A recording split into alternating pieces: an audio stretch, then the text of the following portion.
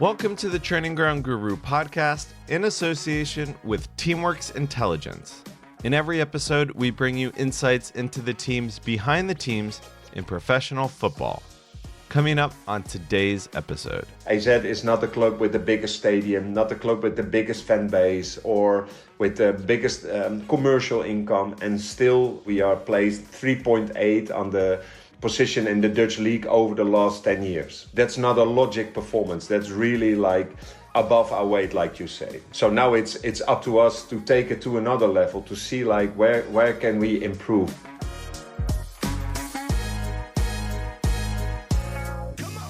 I'm Simon Austin from Training Ground Guru, and our guest on this episode is Merijn Zeeman. Merijn is the general manager of AZ Alkmaar.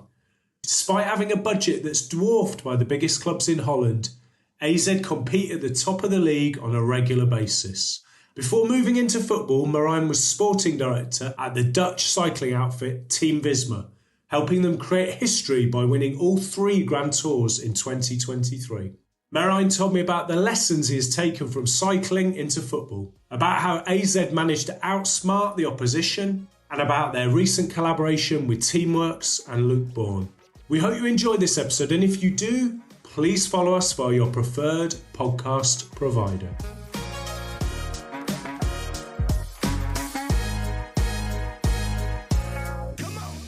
Thank you very much for joining us on the podcast, Merijn. Looking forward to it, thank you.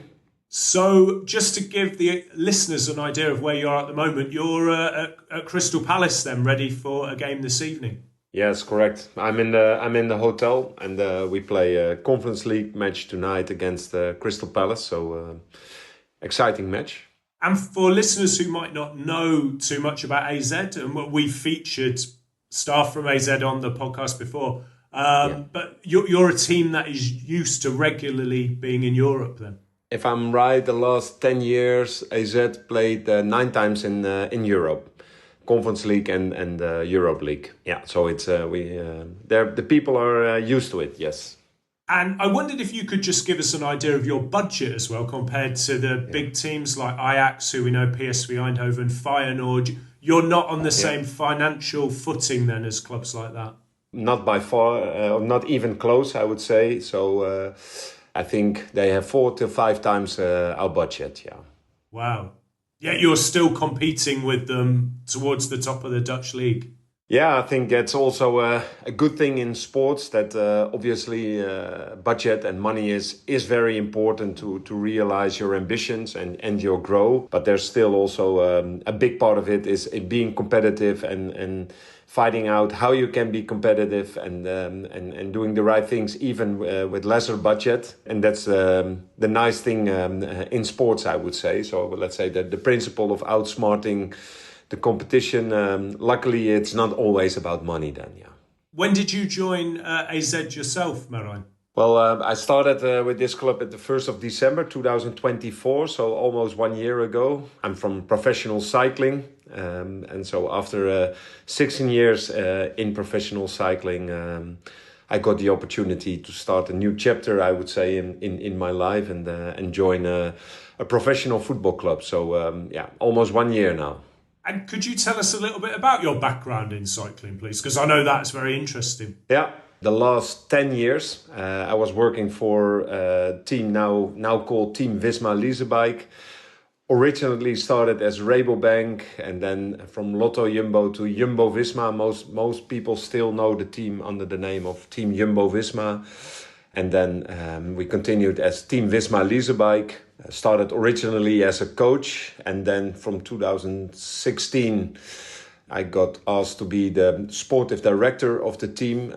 Together with my colleague Richard Plugge, I led the team for the last 8 years. It was a great journey, ending up on the last position in 2016 in the World Tour. 2022 we won the Tour de France for the first time. In 2023 we won all the Grand Tours, so Giro d'Italia, Tour de France and Vuelta a España in one season. So that never happened before. Was obviously a great experience for us. We all feel very proud about that. Yeah, so that was quite a journey. Yeah. And how did you manage to do that? How did you manage to make such a huge transformation and make history?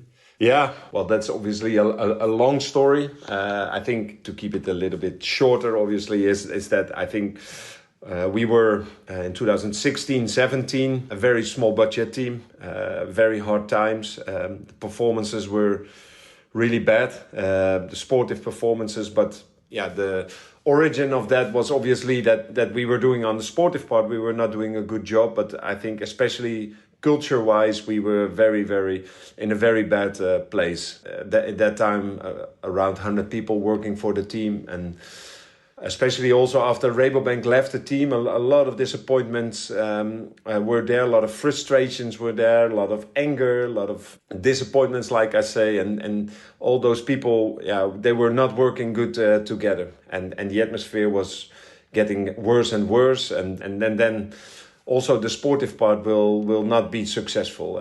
Those things you cannot combine. So if the culture is not good, then the performances will not be good as well. And there was a real sense of urgency. And by turning it around, we start discussing with all those people, like, how do we want to be? What kind of behavior do we expect?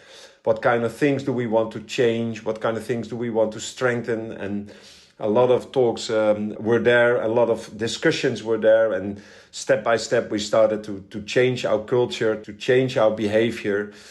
And a lot of people who were actually performing really bad started to perform really good. So there were not so many changes in riders, there were not so many changes in staff, but especially our way of working started to improve. And step by step, we became more innovative. We started working better together. We used a lot of outside-in views, and some changes were made. And step by step, we started to grow and to improve. And the first 2 years with the same budget, with the same people, the performances were much better. We were still the smallest budget team of the World Tour, but we started to win quite a lot. Since 2019, we won our first Grand Tour, and since then it rapidly improved, and with the absolute highlight in 2022 and 2023. Yeah, I try to keep it short for you, obviously. Yeah, that's very interesting. Did you have one superstar rider then who was winning those races? It turned out to be that we had good riders, so those riders were also part of the team where we were not performing good. But by changing that culture, by changing the way of working, by getting more an open view, an open mindset, it turned out to be that we had quite a lot good riders. Primoz Roglic, maybe you know him, he won our first Grand Tour, he won a lot of races. Dutch sprinter Dylan Groenewegen, Dutch GC rider Steven Kruiswijk. Later on, we got in 2018, Jonas Vingegaard joined our team, so our first Tour de France winner for the team. Wout van Aert, incredible leader. And actually, I forget a lot of riders now, because over the years we had so many talents who developed within the team and become a superstar in cycling. So latest guys, Matteo Jurgensen, Sepp Kuss, won the Vuelta in 2023. So. But it's never smart to name names, because now I forget a lot. Yeah. And sometimes people are a bit skeptical about culture. We hear that word a lot, and some people could think it's a modern word. Vague. Yes. Yeah.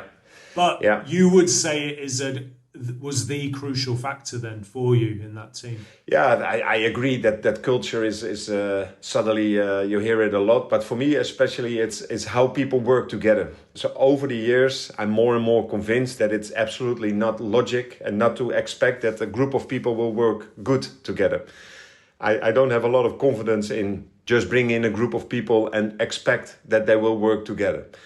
My experience in that is that you have to work hard to make them work together, to make behavior very visible. So like, how do we work together? What kind of things do we expect? Also, like, do we confront people who show behavior that actually is the opposite of working well together? Make people aware of how do we work together? What kind of things do we expect from each other? In essence, it's very simple things, is that we don't talk about each other, but only with each other.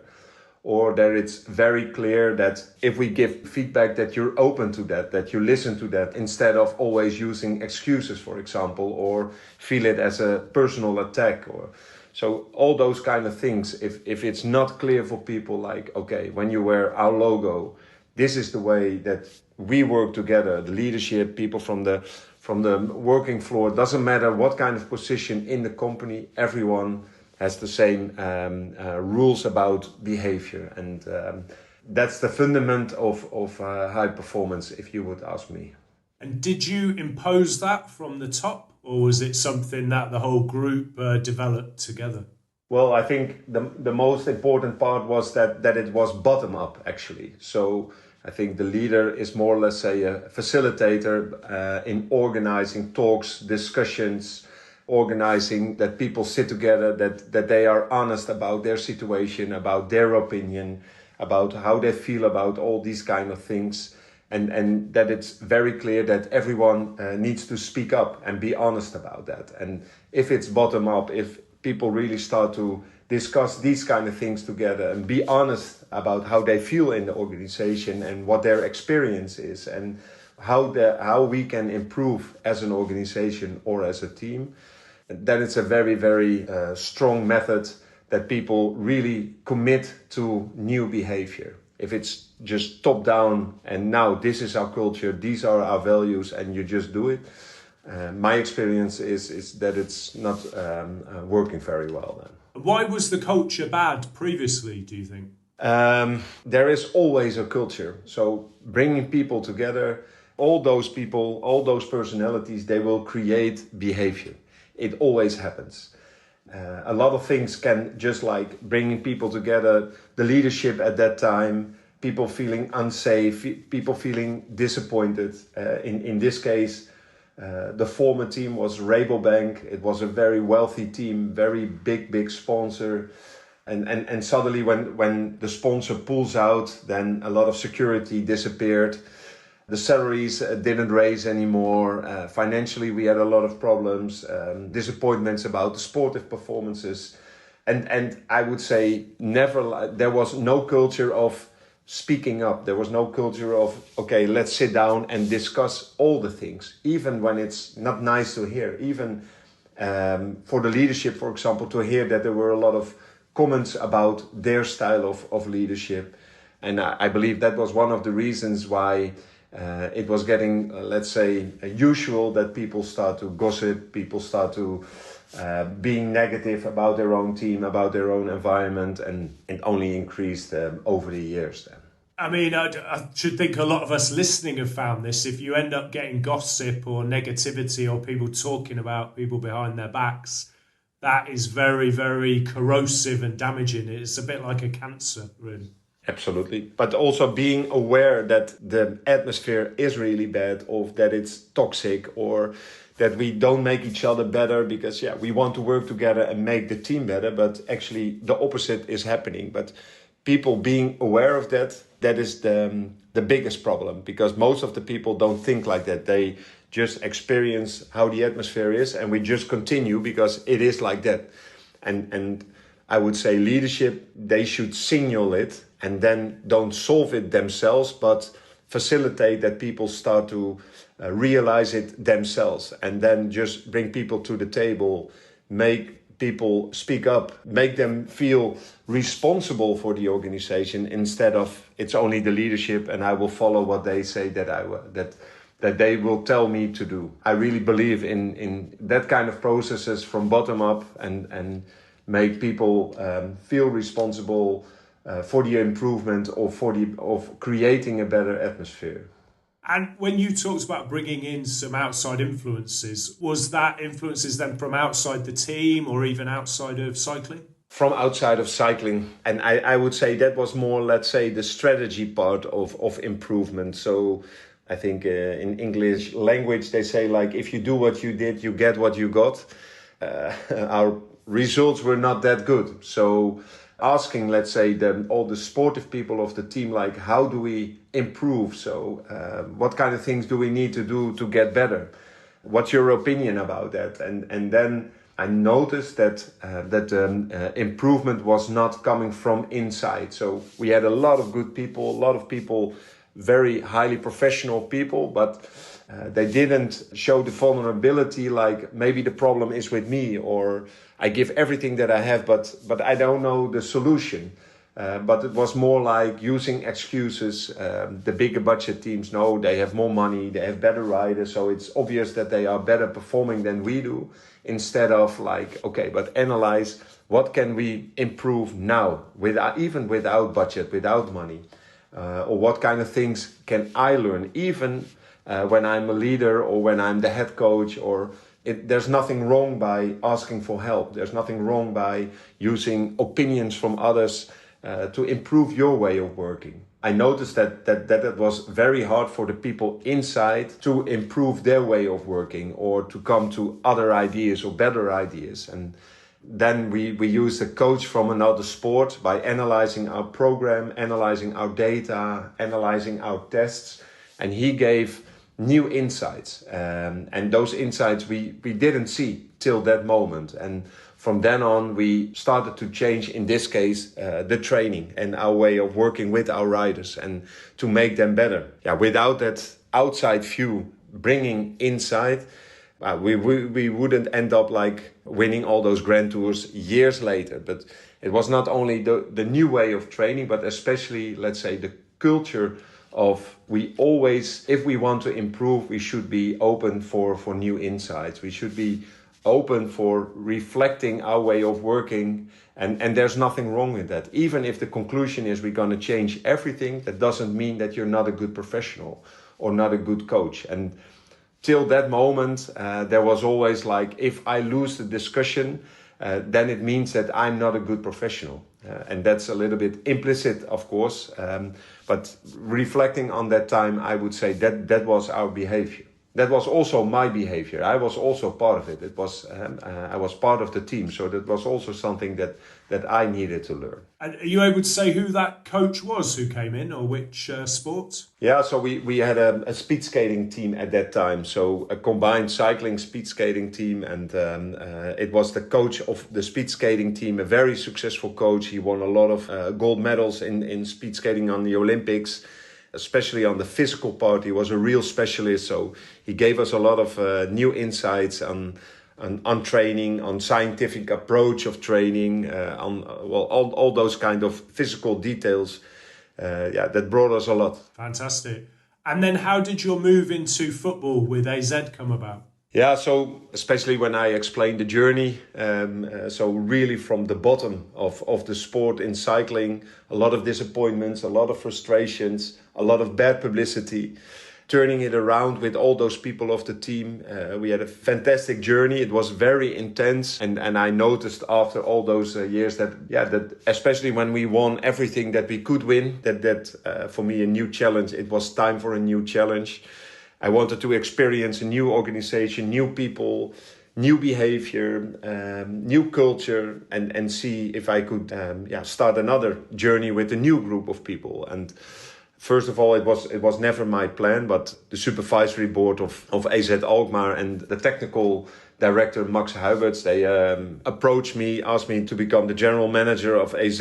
And it took a lot of talks also to convince me to start with this, but in the end, it looked very attractive to me, and starting with a new experience and doing something new. So, I'm in the end, it was the right time to start this new chapter. Yeah. And we don't really have that role of general manager in England, in English football teams, but I know it's quite common in America and American sports. Could you tell us what that involves, please? Most of the Dutch football clubs, they have a board of a general manager or a CEO, a technical director, sometimes also a financial director. So my background was obviously in cycling, really like on the sportive part. Now I'm more on the general part, but also my way of working together with Max is that he is really, really responsible for managing the team, the agents, the players. And that's really a super important role, scouting, of course. So that's really his specialty, and he's a fantastic technical director. AZ has an enormous track record on that part, and I'm on the sportive part especially.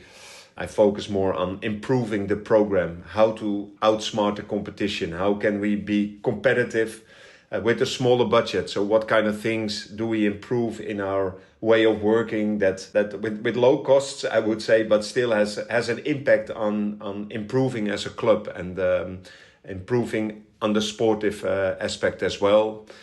And I combine that let's say with the broader future of the club, and that's to say it briefly, increase the income. So how can we get more income from different sources and so that we can grow as a club. Did you take over directly from Robert Einhorn? Is he your replacement for him? Exactly. Yeah. He did. Robert was for more than 10 years. He was the CEO of AZ. Well, he did a fantastic job. One of the key things he did was bringing in Billy Bean.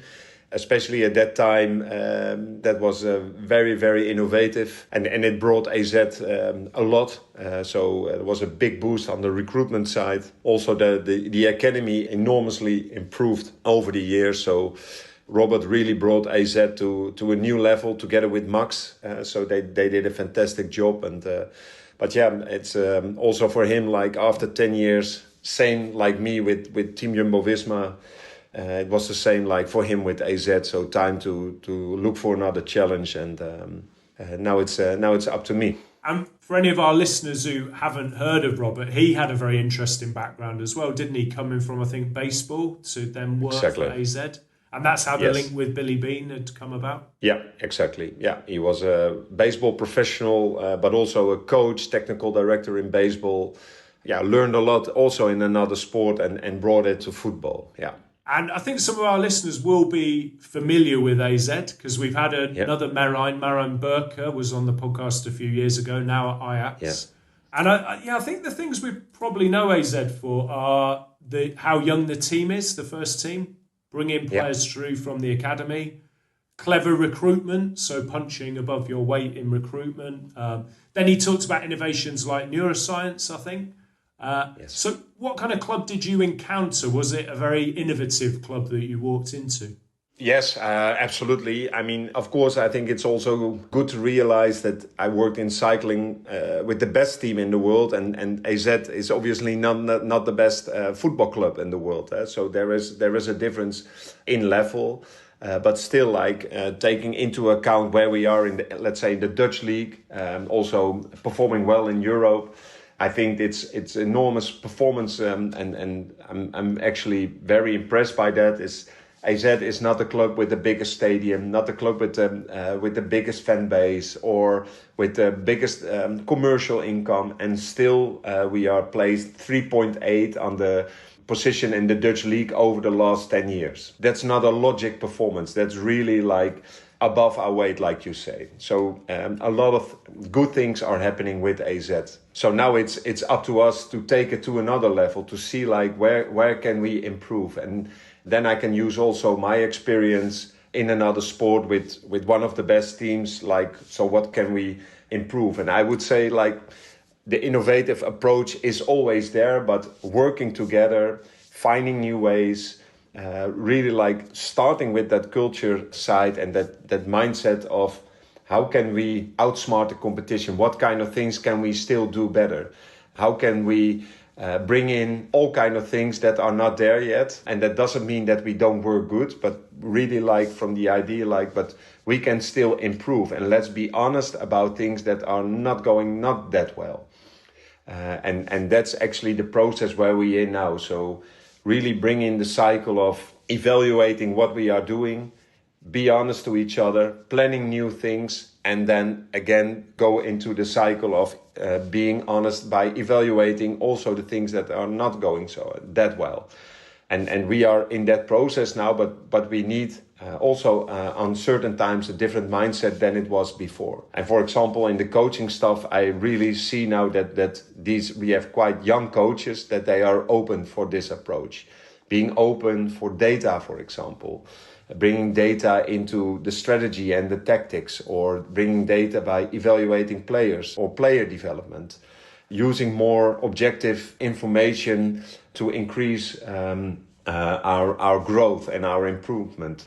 So I see still a lot of opportunities to do things better than how they are now. And that's also necessary because we are not the biggest budget club, but we have big ambitions. And also in football, there is still room for clubs who don't have, let's say, the tradition or an enormous fan base who create a lot of pressure. So that's also a chance for AZ to work continuously, quietly on improvement and show that there are a lot of things possible in football. In England, it's quite rare for someone to come into a senior position at a football club from another sport. Have you found that transition difficult at all?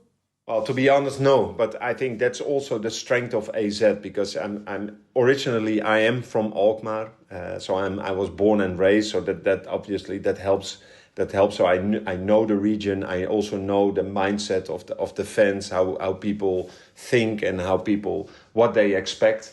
But I would say in emotion in football is heavily involved, I would say. And the biggest club, they have much more emotion than, let's say, a club like AZ.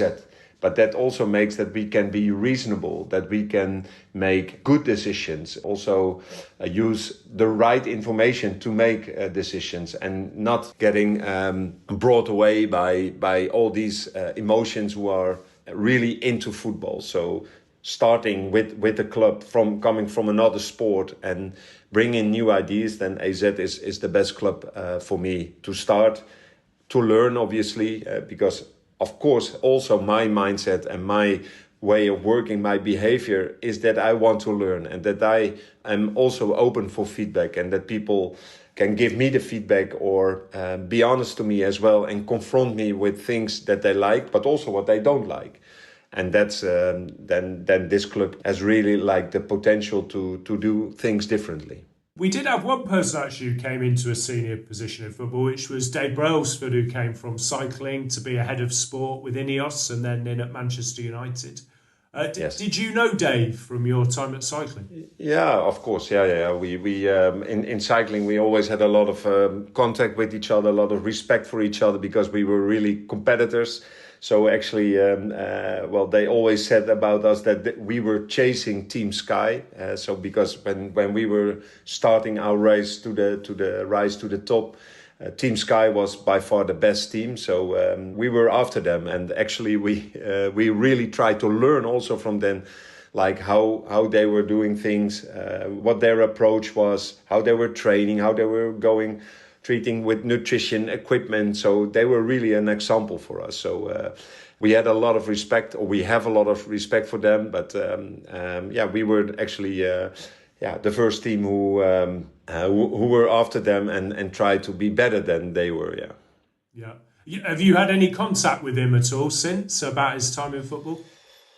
No, not really. So their former coach, Erik ten Hag, I always had a lot of contact with him. So once he invited me to join the training camp and also to see what they were doing or give them some advices, but also for us to learn.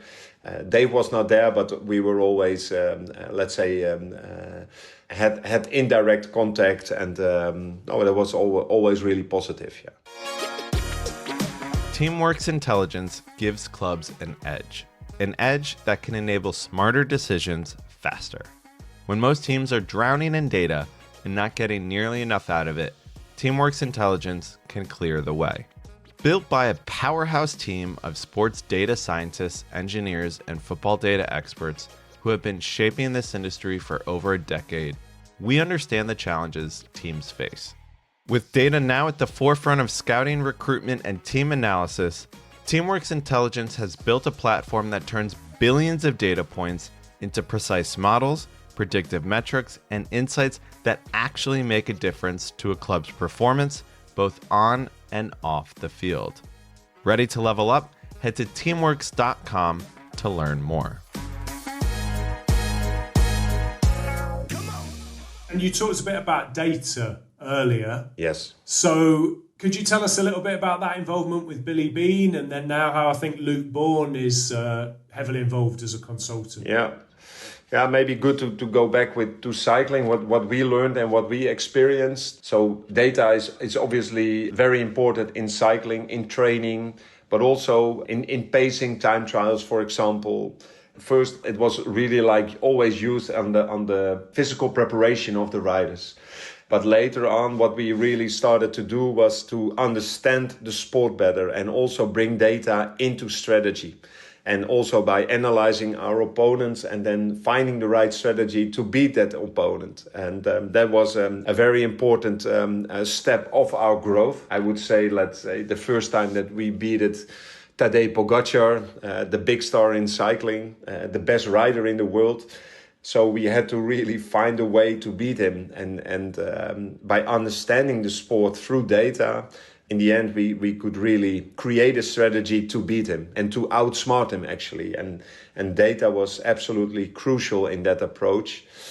That's also something what I now really try to bring into AZ. So like understanding football through data. So actually what is happening and how can we generate objective information to understand the game and also to make a clear analysis and an objective analysis about our way of playing and also rating our players. And that process obviously is an enormous help that we can ask Luke Bornn and Billy Bean about, can you help us with that? How can we really analyze the game? How can we really improve our style of play? What kind of play could be very effective for us to be successful?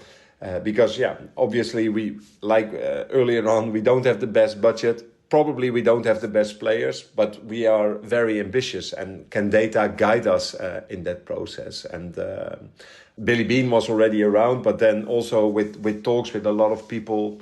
I'm not sure, but I think you also had Vosse de Bode in your podcast, if I'm right. She's due to do a masterclass for us, actually, in December, I think, yeah. Yeah, so, I had very interesting talks with her. She's actually working in cycling now, but she was working at Ajax before. And she really gave me a lot of insights like, okay, but how can we improve and what kind of things do we need to investigate or to find out? And she advised me really like, okay, but try to get in contact with Luke Bornn because he's one of the best in that area. Actually, I listened to also your podcast with him. It was very insightful as well. And I'm very happy that he wants to work with us. Our head of data, Daan Uitermark, he has a lot of contact now with Luke. And he is really helping us in this process and finding out like, okay, how can we improve and what kind of things can we learn? And most important thing in that is also to, in the end, bring data to the pitch by helping the coaches understand the data. So he's on the execution side. Is incredible important so that also the coaches more and more understand like what can they learn and what can they use from data. Not only the recruitment side, but especially also on the strategy and the tactics side. And another very important partner in this process is obviously Teamworks. Before it was Zealous, now it's Teamwork. They have very, very good people there. Actually, a lot of people are helping us and assisting all our data people working together on creating new platforms, new parts of data. So it's a very interesting journey. We are not there yet that we can decide games through data like what we did in cycling. But one of the ambitions is, I would say, in 5 years that we can realize that we can also really win games because we understand the game better through data than any other team. That's very interesting, actually, because it seems to me that data's still not used that much live, really, while the game's going on. Whereas in other sports, if you look at Formula One or cycling, it is looked at live and it's influencing what is going on live. Yeah. And that's so there is a huge area to win. Actually, that makes it also very interesting for me because if it's like fully controlled by data like Formula One or baseball, what I understand, or NFL, then it's also very hard to outsmart the competition because then everyone has the same information, everyone has the same specialist. So there's not much to win anymore there.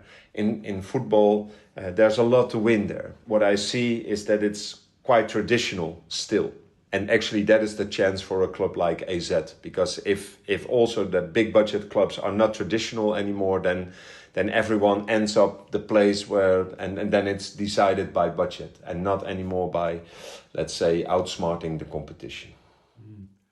And is there anything specifically you've brought in on the data side so far that you could tell us about? So anything that's used like day to day that's changed? Well, I think the most important thing is that we started the process that it's more accessible for coaches, that they are more involved in the process, that we are putting more energy in making people understand like what is actually football data, what can it tells you, what can it brings to your daily practice. And that's not only on the first team, but for example also on the academy side. So Dan, our head of data, is also now more and more involved in the youth coaches, also to help them, to guide them, but also to develop them. So in the coming years, when more coaches from the academy will also join the first team, that they are already educated in data and what can it bring to your daily practice? How can you execute it by guiding the team and guiding the players, and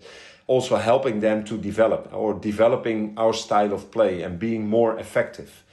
I would say we are in the middle of that process.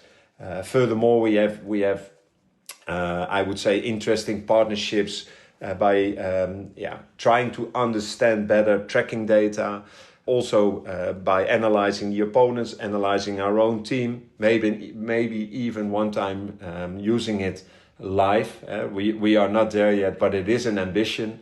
And well, Teamworks is a very, very important partner in all these topics. Mm. And for anyone who doesn't know about Teamworks or doesn't use them, can you tell us how you use that Teamworks intelligence platform and I think the wider suite they've got as well? Yeah, so like it's the combination of event data and tracking data. There are more and more companies who are helping clubs to understand that. And we have a very strong partnership now with Teamworks. I would first, AZ really try to develop his own model. Well, that's a very impressive performance to do it or to try it. But it's like such a strong company like Teamworks is, with so many bright people. We can really use that collective intelligence, I would say, to work together and to improve together all these data to bring it into practice. I would say that's the most important thing. So understanding like the differences in players, understanding in the effect of certain decisions on the pitch tactically, to see where we can track that in data, in event data, in tracking data. That's the most important role that they have with us. Because I suppose the thing is, as you say, clubs aren't software developers, are they? So maybe it's best to get in companies that are experts in software development and use their products and expertise. Yeah. No, of course. And then it's always like discussing like, okay, but then we have our own software, so we are not improving other clubs. That's one of the opinions, obviously. But we are, let's say, we also... we are much more open in this matter and understanding exactly like what you say, that we believe that using a software company or a tech partner who has so much knowledge within their company, and then we bring in more practical approach and we can try things together, then you have a very, very good combination. And then it's not a problem that any other clubs also contribute to that process or even profit from that approach, because in the end, well, there are so many clubs, there are so many players and leagues around that it's not up to those 4 or 5 clubs who are in the same project. I find often that clubs are mainly using data in recruitment. That's the big area, but at AZ it's touching all the parts of the operation. Absolutely. I think that's going for the gap, I would say. I believe in that area we can really improve, because it's so hard. Like also that's something that Luke Bornn and Billy Bean are making me very aware about, the confirmation bias. And I would say a lot of coaches, and that's not only in football, that's in all sports, It's most of the time it's about opinions or visions, but it's not about objective information. And it's very hard to progress if you don't have objective information. And also when you plan things and evaluate things, it's crucial to have something, let's say a fundament and parts of the discussion that shouldn't be discussed because it's all clear for everyone. And in sports, well, you can talk for hours and hours about opinions of different visions or beliefs. I mean, that's always part of it, but there should also be a big part of objective information, because if you want to run a process and progress, it should be measured, in my opinion. Then I also have an opinion, but then it's about objective information. So confirmation bias being when you have a certain belief and then you'll use, say, data to reinforce that belief. Yes, exactly. Yeah. And so we have probably the theory of the Daniel Kahneman. You probably be aware of that part. He is very clear on that. And it's a bit of a waste of time if we continuously start about personal opinions, and then it's very hard to run a process of progression and growth. Yeah, because I suppose personal beliefs are based on our personal experiences, which are going to, it's quite a narrow sample, isn't it, really? It's not going to be the universal objective truth. No, and it's also very clear, especially if you read and listen to Daniel Kahneman, it's very hard also to believe yourself or your eyes. I mean, I hear a lot of people say like, but it's very clear, and my eyes are actually working very well. Well, of course, that's something what I understand, but it's in a high performance organization. I would say it makes me a little bit insecure if we only follow personal beliefs and opinions. Yeah, definitely. I think we've seen that with scouting quite a lot, actually, where scouts will mainly notice players who look like other successful players they've seen. Yeah, and also from the moment that you have a positive opinion about that player, it's very hard to change that opinion. That's the very clear example of a confirmation bias. And I also really believe that scouts are crucial and essential in the process of recruitment. But if that's combined with data, then it's a very logic process, actually, and also making the right decisions then. And I've just got a couple of final questions, if that's okay, Merijn. Of course. Firstly, you mentioned how your cycling team used data to overcome a very dominant cyclist in the sport. Could you just tell us a little bit more about how you did that and how you use data to do that? Well, I think one of the things is always to start with the end in mind. That's also what we did. So let's say the easy thing in the process of our cycling team was that in the end we are a very good team, but there was one guy better than we were, and a lot of smart, bright people in the team. We asked them, like, can you really try to make a model that you analyze his physical capabilities? So can we really determine, like, how is he as an athlete, what kind of physical specifics he has, and how can we bring him to a point that he will also collapse? So he has a strength, but he must have a weakness as well. And by just bringing our leader on the final climb and battle with him on the final climb, we cannot beat him. So we need to dominate the whole race and bring him to a certain point that he will collapse. And we modeled his physical capabilities, and then our strategy was based on bringing him to that moment that his weakness was very clear, and that we could beat him, especially on that specific part. So that made that a lot of people didn't understand our strategy, because, let's say the traditional strategy we were not following anymore. So we were going in breakaways, then we had guys in the breakaway, then we even chased our own breakaway.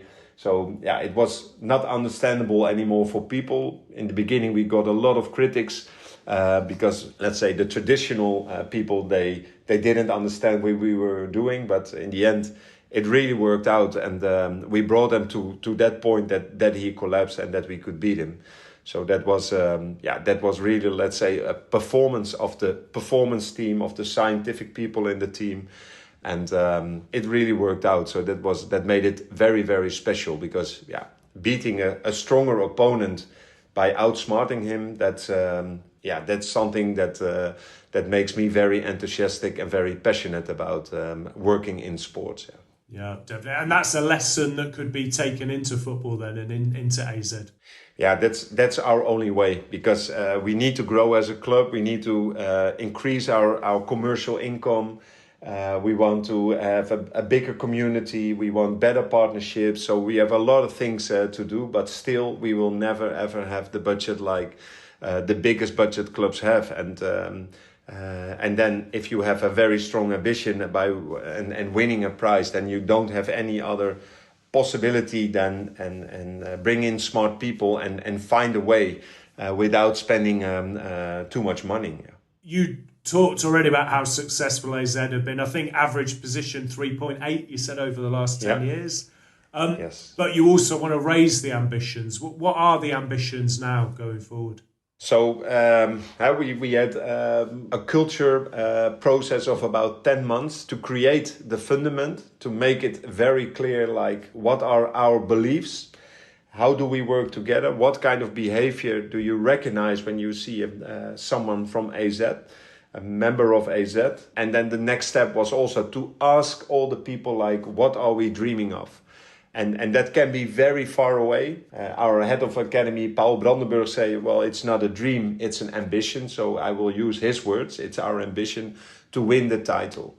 That's not logic. That's in sports very hard, like if you are in the position AZ is. But that is our ambition. And it can take some years. Probably it will take some years. But that's what we are working on. That's really like rising the bar and improve our way of working and realizing that ambition. Well, best of luck with that ambition, Merijn, and thank you so much for joining us on the podcast. Well, you're welcome. Thank you for inviting me, and good luck with your podcast. Thank you. Thank you. Thank you for listening to the Training Ground Guru podcast in association with Teamworks Intelligence. We'll be back next month with another episode.